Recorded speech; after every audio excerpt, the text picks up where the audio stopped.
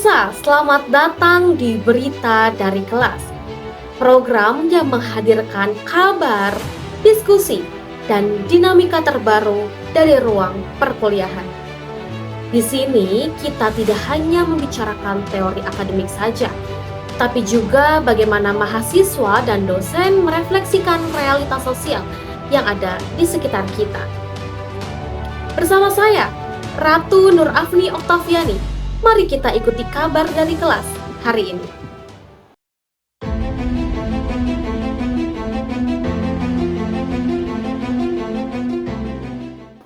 Pemirsa, hingga awal September 2025, situasi nasional masih diliputi dengan ketegangan.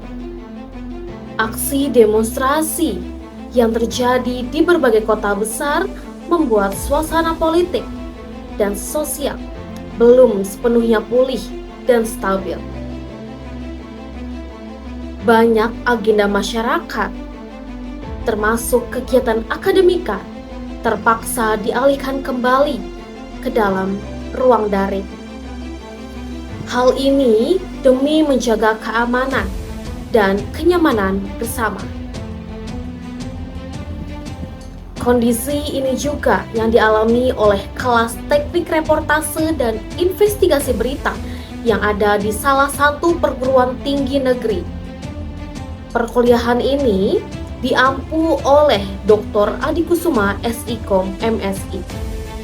Yang hal ini tetap dilaksanakan secara daring pada Rabu 3 September 2025 dari pukul 13.30 hingga 15.00 waktu Indonesia Barat. Walau tidak bertatap muka secara langsung, mahasiswa tetap antusias dan semangat untuk berdiskusi, bahkan bertukar pikiran, menunjukkan bahwa semangat kritis tidak dihalangi oleh ruang virtual. Pada awal perkuliahan, Dr. Adi Kusuma mengajak mahasiswanya untuk berdialog, berdiskusi, dan menanggapi isu nasional, khususnya yang saat ini terjadi gelombang demonstrasi masih terus-menerus memanas hingga detik ini. Suasana kelas menjadi ruang refleksi ketika mahasiswa bergiliran satu persatu untuk menyampaikan aspirasinya, menyampaikan pandangan mereka terkait apa yang terjadi di bangsa ini. Ada salah satu mahasiswa bernama Ratu. Ia menilai aksi besar ini dipicu oleh kebijakan pemerintah yang tidak transparan dan tidak adil. Sebelum adanya demo besar pada tanggal 25 Agustus 2025, ia memberitahu bahwa sudah ada aksi sebelumnya dalam tuntutan menolak RUH. Namun, pemerintah tidak merespon dengan serius. Persoalan lainnya yang menjadikan demonstrasi ini besar adalah rancangan peraturan perampasan aset yang hingga saat ini belum jelas peraturannya. Ditambah kebijakan baru yakni kenaikan gaji DPR hingga 3 juta rupiah per hari, mengakibatkan sumbu api para masyarakat untuk melakukan demonstrasi. Masyarakat menganggap hal ini tidak adil, apalagi di tengah kesulitan ekonomi yang ada di masyarakat.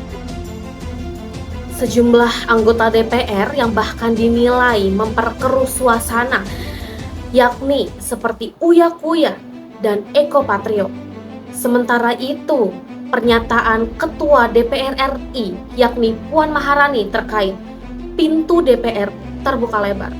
Hal ini juga mengakibatkan demonstrasi para massa aksi berbondong-bondong mendatangi gedung DPR RI, yang dimana masyarakat juga memandang hal ini kurang peka terhadap keresahan rakyat. Selain Ratu, mahasiswa lain juga aktif menanggapi dan berpendapat terkait hal ini, seperti Artika Sari yang menyinggung tuntutan yaitu 17+8 yang digaungkan massa aksi terhadap pemerintahan. Ayu Putri Barokah sempat terkendala jaringan sehingga dia tidak dapat memberikan pandangannya terkait hal ini.